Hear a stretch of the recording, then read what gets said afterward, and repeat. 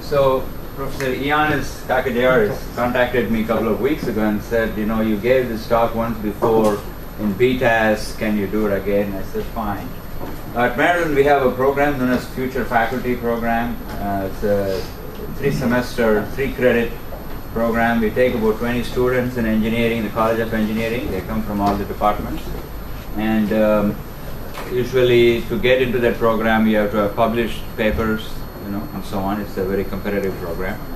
And first course is on the ethics of the profession, all right?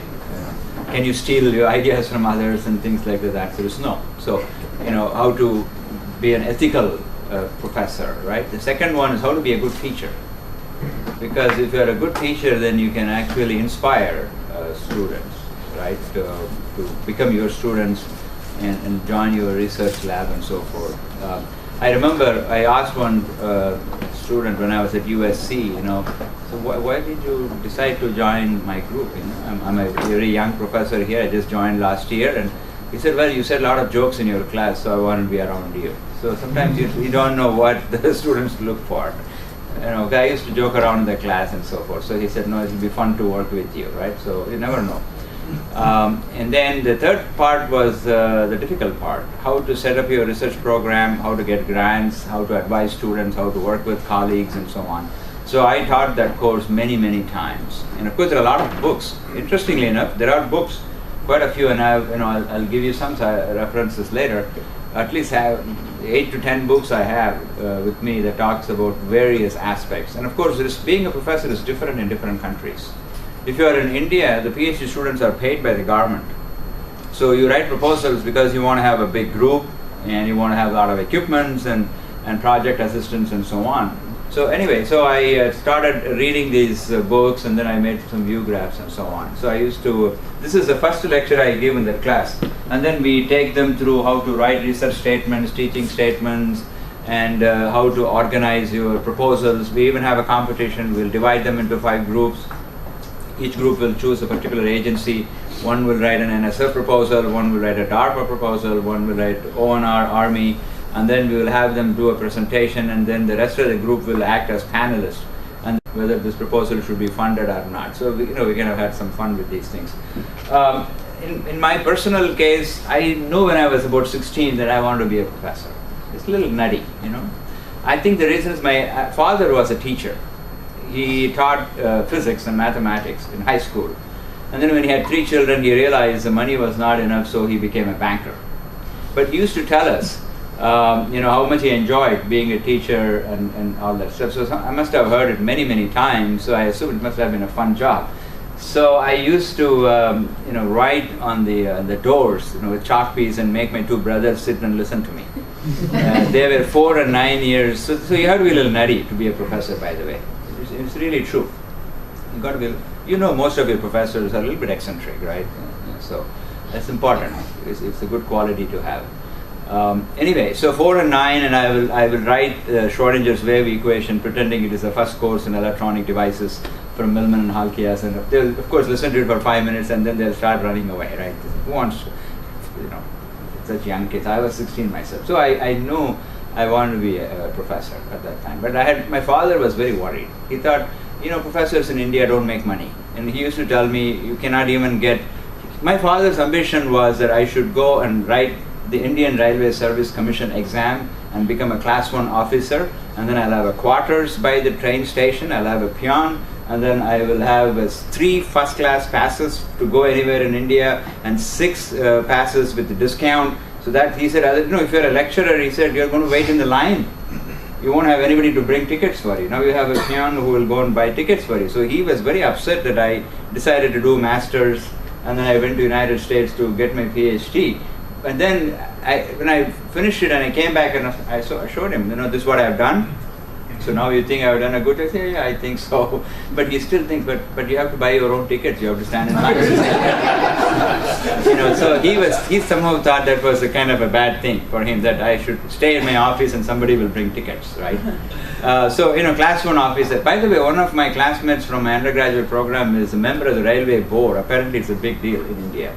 It's, you know, but there are only a certain number of people and you always travel in first class, right? Anyway, so it was a very easy decision for me and I wanted to do PhD and so forth. The one thing is you have to understand is, all my comments are probably myopic to United States because that's the system I'm familiar with. So it may be a little different for people from other countries. In US, research is a serious enterprise, like in most places, and the government expects you, the universities expect you to write proposals and bring grants, establish good research programs, and so on. So it's very competitive, it's very intense, it's a very intense thing. In fact, what I've said here is that it's 10 to 12 years to get tenure, right? You are about 22 when you finish your undergraduate, and then about 2 years and 1.5 years for master's, and then another 4 to 5 years for PhD. And when I finished PhD in 1981, I was 28 years old, 27, something like that, 27 and 9 months. And then the next day I became a assistant professor at USC, University of Southern California. But now it's not so. You got to do 2 postdoc years because there's so much demand and there are fewer slots, so it's not like you can just be still it happens, but not a whole lot. In those days, you finish, you graduate, you throw a party for your friends, and then you take your suitcase, pack them up, and then you show up as assistant professor in some university. That's how it was if you want to be a professor. And in the 80s and so on, many of my friends didn't want to be a professor because they were afraid that they only get paid 9 months. That was a big thing for them.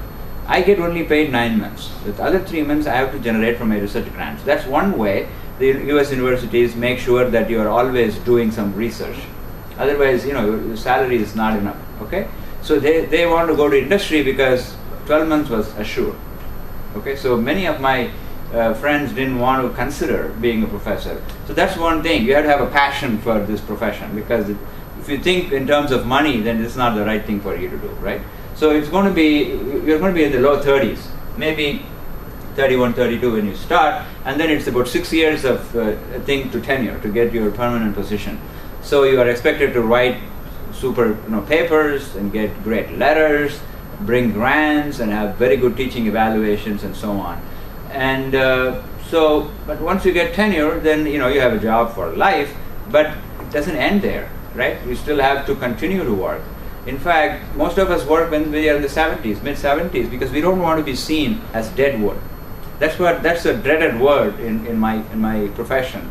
That suddenly when you're 60 and you start just drinking coffee and walking around the corridors mumbling to yourself, that's a bad thing, because everybody knows that you are not active. So we have to work.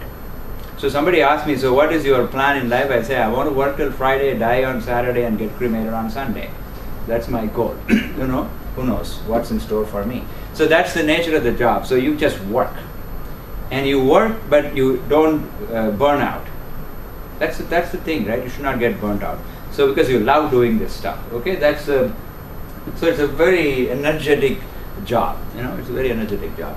Okay, so supply is more than demand. Professors don't retire. Very few retire. And there's no mandatory retirement in US. The other thing is, newer areas are emerging. Suddenly bio becomes interesting. Suddenly nano is interesting. Cyber security is interesting. So if your thesis is not in one of those areas, then you don't get hired. So you have to make sure that you are working in the so-called the area to work in, right? So that's important. And economic conditions in US, at least when we have recession, most state universities don't hire. They all say freeze. So positions may not come. And in academia, it's not like every year it's a little different.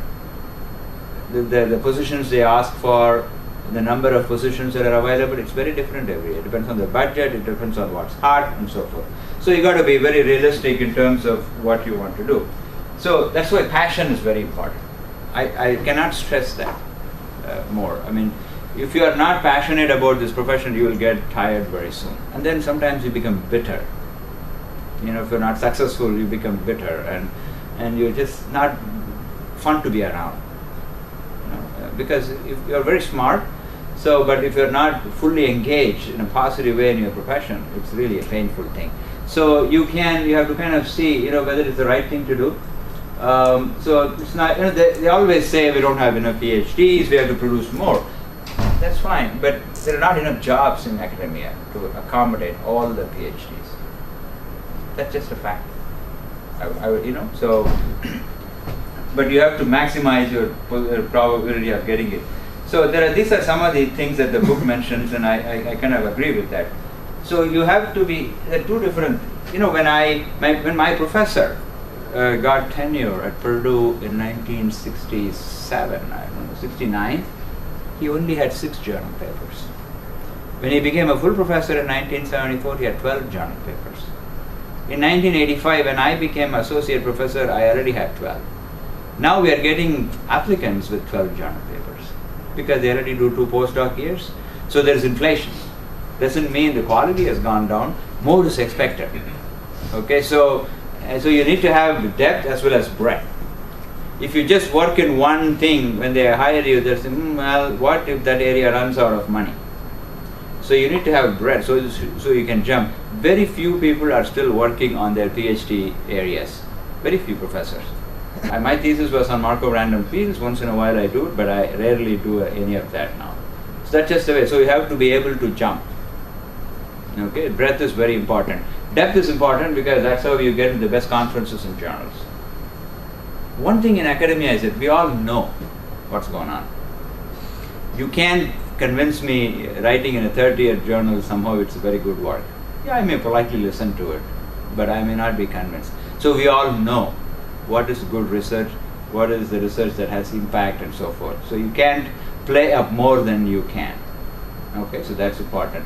So you need to be known for something, and it's very difficult when you are just in upper 20s and low 30s. How can you be known? But if you have a decent record in terms of publications, and if your letters from your professors are very good, then you will be invited for interview.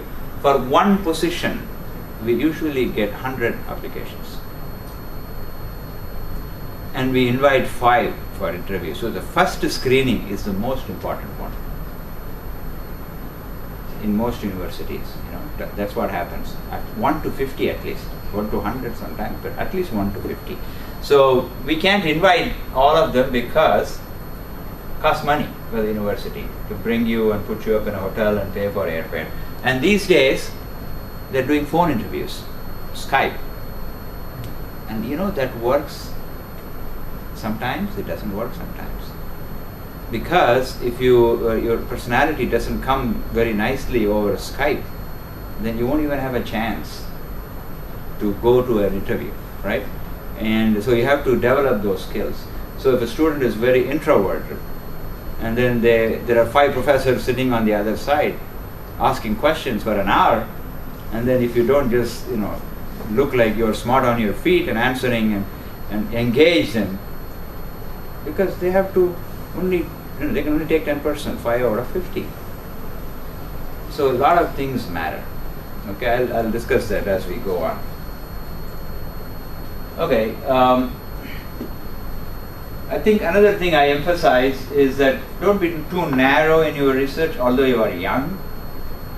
When we are young, we tend to see that paper, but develop a way to put it in a broader context.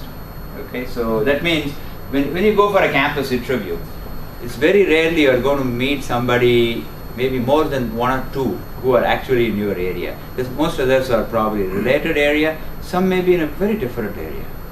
So you should be able to explain to them, what's going on, right? You have to be able to put your work in context. I remember when I interviewed at a university in '81, one of the professors who was in my talk was a solid state person, devices person. I still remember his name, Professor Baker. So they made me talk to him. I was in image processing, computer vision, and so I go and, well, young man, this is real research. He showed me his lab with all these tubes and cylinders taller than me. You have seen those labs, devices labs. They have all these gas things going. And he said, well, your equations, that's not research. He said, this is real engineering. Okay, what can I say? So anyway, so you should be able to explain to him and so on. I had a very interesting situation. I finished my master's at Purdue, and then I wanted to do PhD with Asriel Rosenfeld. Some of you may know of him. He's a giant in computer vision. So I go to Maryland. At Purdue, I did very well. I had perfect scores, great teachers in pattern recognition. Kingson Fu, my advisor was Kashyap, and Fukunaga, I took pattern recognition from Fukunaga. I mean, that's like listening from God himself on pattern recognition. He would come to his class with his book, throw the book on the table, never opened it, will take his chalk piece in a silver holder and start writing his book. Every fall, he wrote his book on the board. Okay? And he gave no homeworks, 5 exams. So after I became number 1 in his class, he calls me up and says, "Can you work for me? I'd like to support you." I said, "But I already have an advisor, so it's too late now." Anyway, I wanted to go to Maryland. I worked with Asriel for 6 months. I was in his lab, wrote some papers with him. I was an FRA here. I was a graduate student at Purdue. I was commuting. You know, you all do internships these days. I was doing an internship with Asriel actually. Summer months and winter months, I'll work with him. He became my mentor. So he became an advisor. I already had an advisor at Purdue. I have multiple advisors. And then Jack Sklansky is another famous pattern recognition person. Springer Verlag, had a book that he had written, manuscript. They go to Kingston Fu because he is the great pattern recognition researcher. We need some graduate student to read this book and find mistakes in it. Then he calls me, give it to him. Okay? So I read his book and I added a little section also to Jack, and Jack became my friend. These are all the top of the line guys. And they were so nice to me, So multiple advisors. That is a gift. So if your professor allows you to work with other professors in a closely area and so on, just grab it.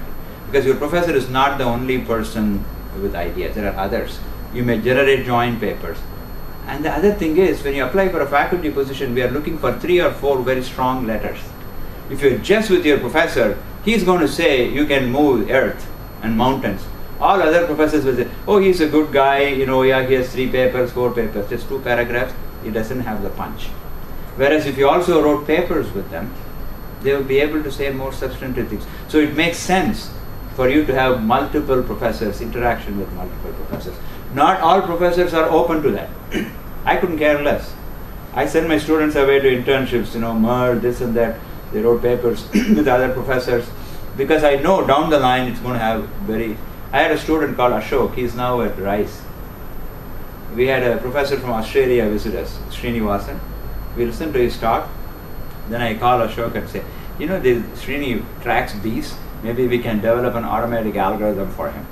So I introduce him to Srini. Srini invites him to spend 3 months in ANU during some, winter time, his winter. He went there and he came back with videos. We wrote a PAMI paper. Then Srini wrote a letter for him. Then Anuj, I sent him to Anuj. He wrote a paper with Anuj. Then he writes a paper with Ramesh Raskar. So when he applies, he has letters from all these guys in addition to letter from me. That's such a strong portfolio. So you have to be able to convince your professor that, you are a wonderful person. Don't tell him, "Oh, I also want to work with him." No, then he'll fire you. He or she will fire you. Slowly develop this thing of working with others and collaborating with other researchers. Some students, even at a young age, I always felt that politicians don't happen when they are 35 years. A politician is always a politician. Even at age 2, the kid is political. Probably tries to grab a cookie from the other person or does something. It's not like the genes are there right from a young age, right? So some students are very myopic. They won't tell anything to anybody. They're sitting in their corner and they're very quiet. That's fine. But if you open it up a little bit, you can work with others. It multiplies. It has a multiplier effect, okay? And that gives the impression to us when we look at your portfolio, this guy will work with other colleagues and not will shut his room and stay inside like some kind of a monk. Okay? So you should have the, everybody thinks, my God, what I'm doing is going to shake the whole world and so I should be protecting it. It's not true. It's really not true. It's very rare. I think you gain by interacting. Yeah, go ahead. Are you encouraging multiple authors in the paper? Like 5-6 authors? No, 5-6 is a little too much. It depends, but maybe 3 or 4. But it depends on the paper too. You can't just write a paper on fast Fourier transform and have 4 people as authors, right? You should not. You should not even write a paper on that anymore, obviously. But I'm saying it should have the depth. So it should show that people with different backgrounds have come together and wrote this unique thing that one person cannot do. That's what's important, right? Okay, so anyway, and if you have internships now are a big deal. Everybody does it. And it's a great thing. When first I sent my intern to MER, Mitsubishi Electric Research Lab in 2005, and since then that lab has taken every year a few. They go to Facebook, they go here, they go there, everywhere, Google and all that. very useful, because I thought I sent boys and girls and I got back in 3 months, men and women. In just working for 3 months in a very professional environment where everybody is busy. And in fact, my boy students, they all started shaving every day. They're wearing nice clothes and this and that and combing hair and having haircuts. Before this, you just come, you know how you guys come to work, right? And it was very, very delightful. Of course, they all wanted a better espresso machine. Because Merle has a super coffee machine. I said, no, you just drip coffee. I'm not buying any espresso machine. So anyway, internships are very important. Grab them. Okay, it could be with the companies and so forth. And you have to be able to look ahead, because everybody will ask you at the interview, so what do you think is you will be doing 5 years from now? So you should say, well, I'm working on this now, but I expect this to go this way and that way. So I think that's what. So you have to be able to, because when you write a proposal, there is a section called proposed research. And that should lay out a plan for at least 5 years. Otherwise, they think, you're too applied, too short term to national science. So you should always be able to project from where you are, where you will be. Okay? And cross-disciplinary, that's a big buzzword. It's been like that for 15 years, and it's always going to be like that. Because we have all these various research things in US called multidisciplinary university research initiatives and so on. One CS and one bio and one McKee and one Aero and one of this, and that's how it is now. So you should be able to work together with people with different trainings. And if your professor says, hey, Chellappa, I have this professor paper to review, can you take a look at it and give me your advice? Grab it. Because being able to review others' work is a very important thing, because you now learn how to read between the lines, right? If you agree with everything in the paper, then you don't have to do any more research. So critical thinking, critical reading, so grab that and help your professor to write proposals. When I write a big proposal, multi-year, 5-year proposal and so on, I do 80% of the work, and the 2 weekends before the deadline, I gather all my top students. We sit in a room, we put it up on the thing and work 2 days on that. And they're very excited because they may see some interesting twist that I may not have seen. Because ideas, they're right, and then they format it well, and then I bring food for them, free lunch and this and that. So that is very good experience for you, because when you interview, they'll ask you, so what do you think, how do you think you're going to write a proposal? Have you written a proposal? Somebody will ask you. So yeah, I helped my professor to do this and he won that thing. It was a very interesting experience and so on. So they want to hear that, because the chairman and the dean, they want money. They don't care who you are. They say, are you able to bring money? And supervision of other students. If you are, let's say, 4th year PhD student, the new student comes, if you can help them, mentor them, and give them a little piece of the work and write joint, you can put that in your statement of purposes. Oh, I also like mentoring younger folks and so on. You have to publish. I mean, if you don't publish this, don't even worry about it. These days, the expectations are 6 journal papers for an assistant professor position. Minimum. I mean, I'm not kidding you. My students who ended up in good place, they all had 6 to 9 journal papers, because they stayed with me for 4 years and did 2 years postdoc and so forth. Conferences, presentations is very important. When you give the talk, 1 hour talk, 15 minutes, you got to keep them with you, right? And there will be tough. There are always 1 or 2 quirky professors who try to trip you. Always. When I interviewed at Moore School at UPenn, I adopted my professor Asriel Rosenfeld strategy. Asriel will just have his whole talk in one view graph. Small characters. He'll put it up there and he'll take another sheet and he'll slowly, pull it down. That's his way of animation in those days. Have you seen overhead projectors? Yeah, good. That's what we had in those days. And we would write with color pens. With various colors, how many colors you put in the view graph. We'll have arrows going there, wiggly things going there, snakes going here. Or animation was like this. We'll have one view graph, we'll have a thing, and we'll have another one, we'll put it like this. We'll add more things. That was the animation those days, 1981 I'm talking about, right? But the fact is, we should give this very energetic talk. You should give the impression to the boy, you love what you have done. And somebody will be a little annoyed by that. They'll say, I don't think it's a basic research, it's all very trivial. So you can't get into an open fight with anybody in the audience. So you kind of try to figure out how to manage the person. There will be hecklers. There will be hecklers in every time you give a talk. You expect that. And then you should be able to manage it without losing your cool. That's so important. Because if you immediately say, oh no, and then you get into some kind of a verbal spat with them, that's it, you are dead in that place, right? So you have to develop that presentation skill. So, not everybody is a gifted presenter.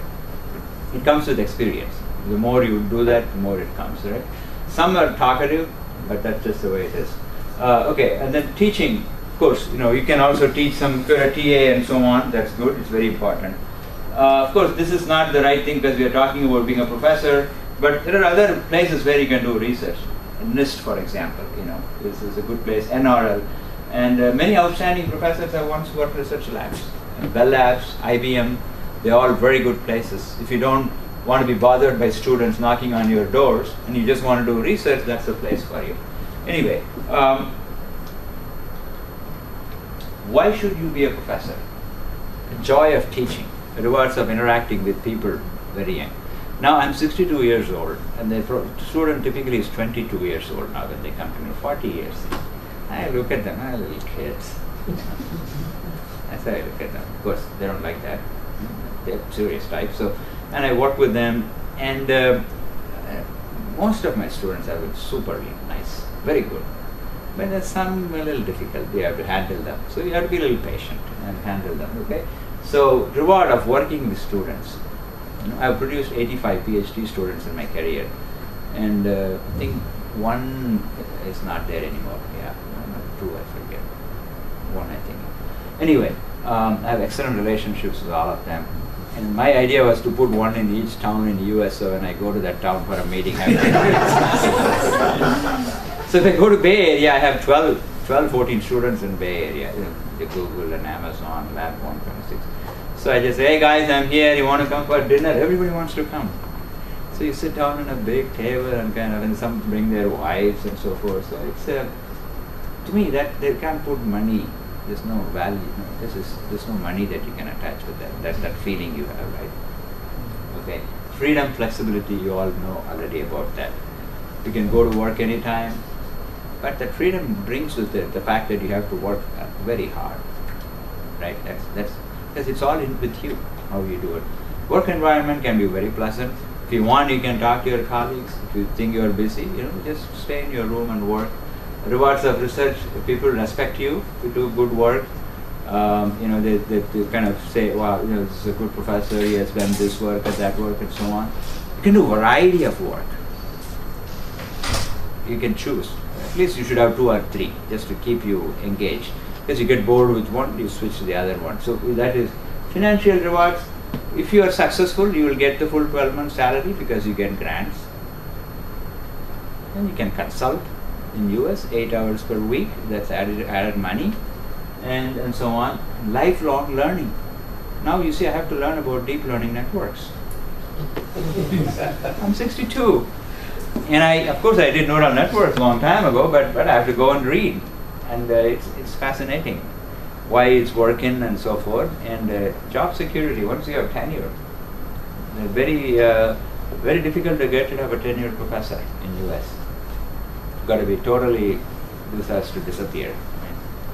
Then of course, but so that's a very important thing. Job security is good, right? So these are all the good things. So as you can see, there's various aspects to it. Well, if you want to be successful, then you should know, write. You will be writing all the time. See how many things, proposals, papers, book chapters, research monographs, companies want you to write something, lecture notes, letters of recommendation. Everybody wants to be promoted, then they say, Rama, can you write a letter from me? Now foreign students in US, they want green card letters. You should always say yes. Because you're helping somebody. Irrespective of how busy you are, sure. If you think the person deserves promotion, you should say, yeah, I'll do it. It takes time, but review of proposals, you have to write reviews, promotion committee reports. So you should develop a passion for writing. If you have a writer's block, that's not good. So sometimes a DARPA PM will call in March and say, Rama, I have this 200K unspent money, I don't want to give it back. Can you send me a white paper, a 3-page paper, what you want to do? Can you send it by tomorrow? Put everything up within one day, cook up a 3-page beautiful technical stuff and ship it over. You get 200K. It happens. You should have that thing. Just be able to write quickly. And excellent writing means more success in publications and getting grants. Because people love to read well-written stuff. In fact, if you look at our vision conferences, I like to say my British friends have much higher success in terms of acceptance because of the beautiful English they write. Of course, Andrew Zisserman is a dear friend of mine. Of course, he's a brilliant guy, but he also writes beautifully. So when you read the paper, it's wow, it feels like it has to be there. So you should develop that writing passion. It's very important how to write well. And writing represents a very high level of thinking. So I like to say, write early, write often, write more. So if you don't have that now, just every day sit down and write something 2 pages. Take something in the morning, just write. And have somebody, read it, edit it, give comments. Because boy, you're going to be writing like crazy. That's very important. Not only that, you're going to be reading everything that's given to you by your students. So you should be able to, plow through it and make sense out of it and, redo it, edit it and all that stuff. Publishing produces a permanent record. So I know my colleagues will say, oh, I don't like to write more than 1 paper per year. Well, that's okay. Because some areas, information theory, they write 2 journal papers, they're happy, I have had years when I had just 1 correspondence. I have had years when I had 10 journal papers. You can control it, the way it works out. But the fact is, you should write. And in the early stages, you should choose top, even now when you're a PhD student, don't spread your papers to every journal. Choose 2 or 3 top journals in your field. Just focus on that. That tells me that you look for quality. It's very easy to send. I have a theorem. You give me a paper, I'll give you a journal where it can be accepted, right? There are so many, tier 1, tier 2, tier 3 and all that.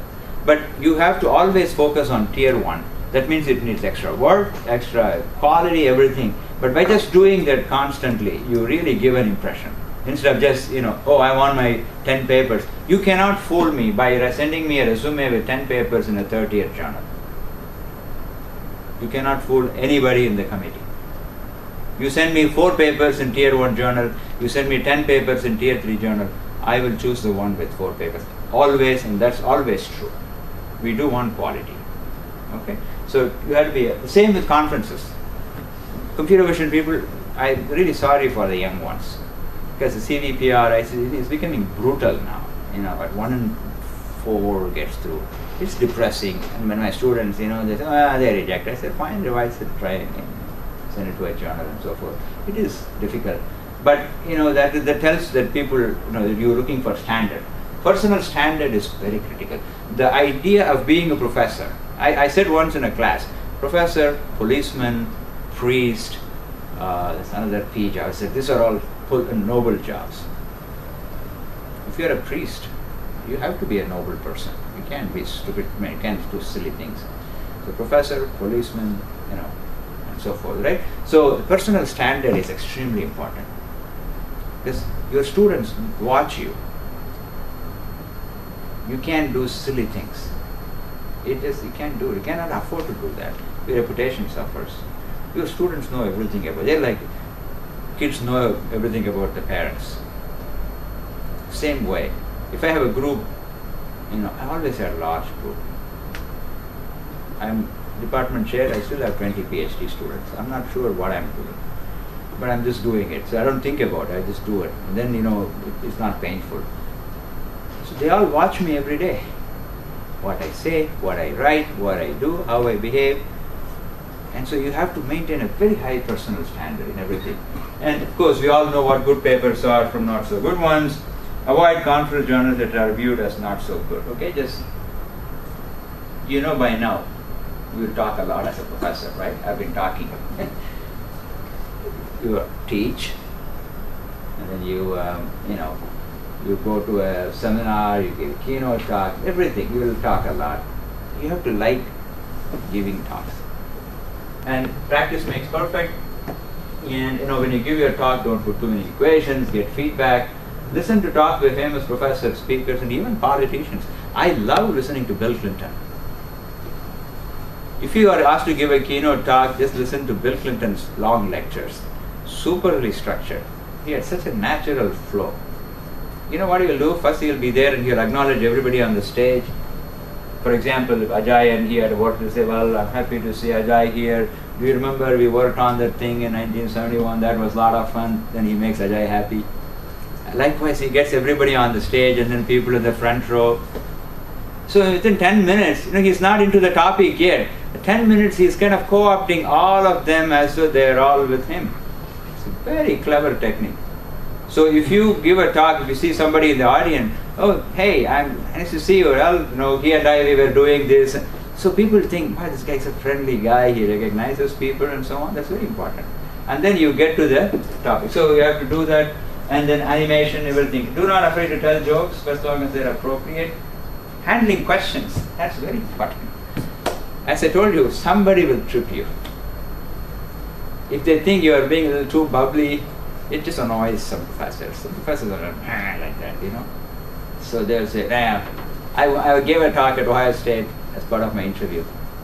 And I was explaining something, and one professor asked me, oh, how did you do that? So I explained to him and said, so do you see what I mean? And he says, no. So everybody in the audience laughed. I said, how do I handle this guy, right? He looks like a little grumpy. And then later on I had a one-on-one with him and he was fine. So, you know most about your work, your PhD thesis. You know more than your advisor. Your advisor may pretend like he knows, but let me tell you, they know, but you know the guts. You wrote the program, you wrote the, everything, you wrote the equations. So, right? There is one thing, doing it, observing it. Professors, we observe.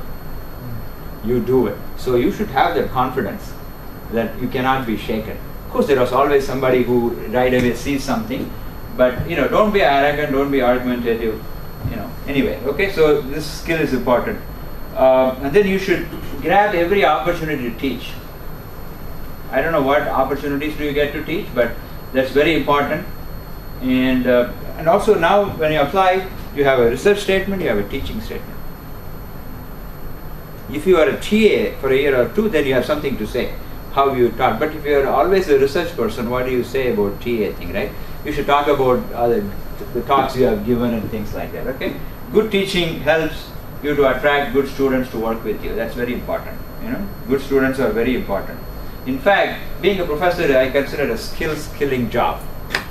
After 30 years of professor, now I cannot do anything unless I have a couple of RAs with me. It's very pathetic, because we just so used to having students with us and talking and writing and so forth. Okay, you have to have enthusiasm as a good teacher. Everybody likes a good teacher. Even if you have a great researcher, if you're also a super teacher, is great. Students come to you, everybody likes it and all that. So you have to be organized, and accessibility, students, sense of humor, open mind, all of these are good things. And all I like to say is, let's take the Indian music. And there are many other systems of music. They're called improvisation. Jazz, for example, right? Even there, 60% you can prepare. Even in Indian Carnatic classic music, Hindustani music, 60% of that you can prepare at home. And then you go on the stage, the 40%, you improvise. So that's why you can always prepare well for your lectures and so forth. So, be with that. So do you like to teach? Yeah. You may have to teach a lot during your years sometimes, and you have to have students. You have to like students. Some professors, I have my colleagues, I don't like teaching. And I say, why the hell are you in the university? Go to AT&T, Bell Labs or IBM.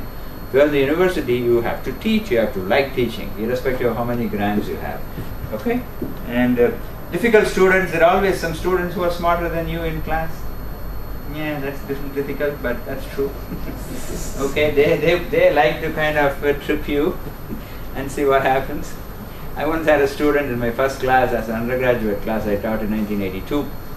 He always sat in the front row. And then he tells me, Professor, it's not fair. You do all the easy problems on the board. You give us the tough problems in the exams. I said, well, you know why? He says, why? Because I'm here, you are there. That's why. You come here. If few years from now, you can do the same thing like I do. Right? So then they kind of, let you go. Students like professors who care about them. Students are young people. They're much younger than you. I have a simple policy in my life. I don't fight with people younger than me. So even if they provoke you, it's okay. What's the point? Then you don't have the thing. Right? I fight with people my age or my superiors, which is actually not a good strategy. You may get fired or you may not get. That's okay. But people younger, you just listen to them. Some of them are nutty. We are nutty, so it's okay. So students can see that the professor is a good person. They come to you. They like that. Okay. Okay.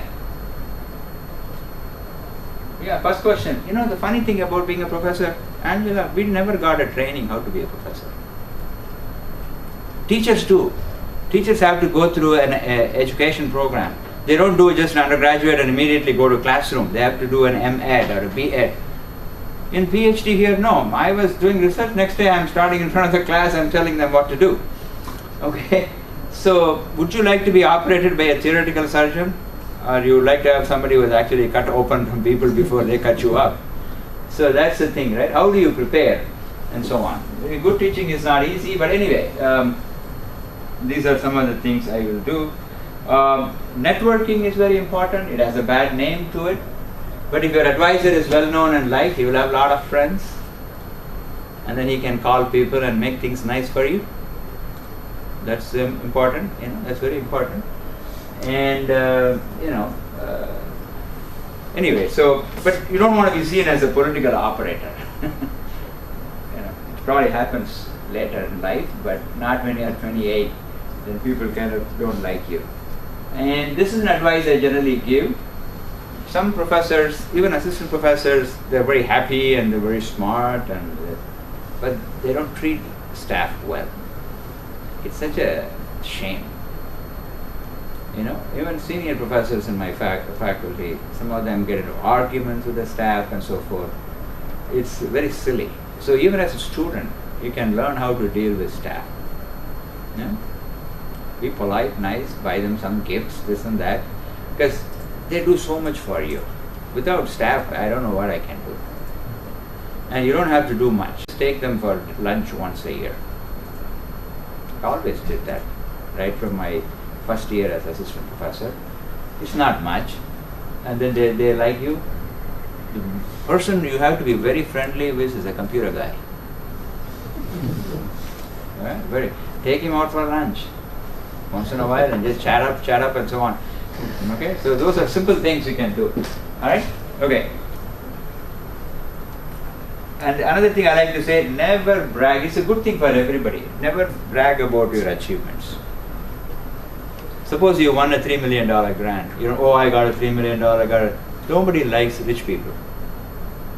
They don't like. Everybody is struggling to get grants. And they know it's a lot of work. So if you just keep on saying that, then you become very unpopular. So never discuss that. Always talk about your ideas. Not even, I have 6 papers in CVPR. No, we are working on this. This looks interesting. They'll go and find out. That's why we got shucks, means just kind of, it's nothing. It's kind of nothing. Because people know, right, what's going on. So, and, okay, no loose talk. You are not allowed to do any loose talk in class. Right? You got to be serious. Can't make any politically incorrect jokes, and you are seen as a role model. But important is that you have to like what you are doing, the research, the teaching, the whole package. Every day you go to work in the morning, you got to go in a very nice, happy mood. You can't be going in a grumpy way. How can you be creative when you are angry? You cannot be creative when you are upset with somebody because the emotions are so strong. So to be creative, you kind of have to go in the meditation thing. You always kind of maintain that positive attitude. Then only ideas will come. Ideas don't come when you are angry, upset, or disgusted, this and that, because those emotions are so overwhelming. So you have to enjoy what you do, and you have to enjoy what your colleagues do. Okay, it's very important. because then they like what you do. You know, we depend on each other. For me to get promoted, a few people have to say, Rama has done good work. If I kind of fight with them every time I see and so on, they won't like me. You know, if they don't like me, then, you know, I like to say, maintain this positive demeanor, so when people get your paper to review, your personality should not interfere with that. Oh my God, from this idiot, you know. And I like to say, people should feel when they get your paper. When you go to an Italian restaurant, a good restaurant, they serve bread, it's somewhat warm, and you take it, you open it, you kind of feel good about it. That's how they should feel when they get your paper to review. Because journal papers are not double blind, they know who the authors are. So the moment they get, oh my goodness, this guy, okay, I'm going to kill it. Then they say, this is a hopeless paper. No. This is a paper, Rama has written something, let's see what he's up to now. Then the chances are very positive, right? So you have to have that persona. And what else is there? 40 years of career. 28, 30 now, work till 70, 40 years. How can you be grumpy and moaning and bitching and this and that when you're 40-year career, right? You can't do that. Ups and downs, but maintain things. Keep it even keel, then you will have a very, very nice life for 40 years. It's good that you want to go to industry, you can do everything there. Except in industry, your life is not totally with you. There is a boss. I don't have a boss as a professor. I can see my chair and I say, hey, Bill, how are you? Wave your hands and I can just go this way. He can't really force me. I mean, he can ask me to do things, you do it. But now I have a boss. I became a chair, my dean is a boss. Yeah. So we have to erase that. You know, because the deans, you know, they ask you to do stuff and so on. But if you're a full professor, no boss. Your wife is your boss. That doesn't change. You may be a distinguished professor in the university, you come home, the boss is saying, hey, put the trash out, man, what are you doing? So you have to do that, okay? But it's a 40-year career and you can enjoy it, okay? So, but it takes work, it takes luck, you know, sometimes you hit something, it becomes bigger than what you thought. So so you may have situations, somebody you think is not very smart is extremely successful. That's life. You know, not everybody is guaranteed the same kind of things, but you know, you have to take it as it comes. Then you really have a good time. So I think everybody should become a professor, because you can give so much as you get. You probably give more than what you get at the right way. Okay? And it's a beautiful life. So work hard, write a lot of good papers. That's it. I'm going to stop now and take questions. So we are almost close. Yeah, we are on the time, almost. My goodness. See, this is what happens. Professor stop, they don't stop. So that's a nice way actually for Yeah. stopping us for giving you questions actually. So, but No, then maybe a couple of questions if you have, you can talk. so maybe I can limit to one question if any one of you have in particular. It looks all of you are with me. So, we can move and Okay. we can take questions during the break. Sure, We'll have sure, a break that's and fine. we'll have a nice banquet also. Yeah. And but we would like to thank Professor Rama for giving such enlightening talk.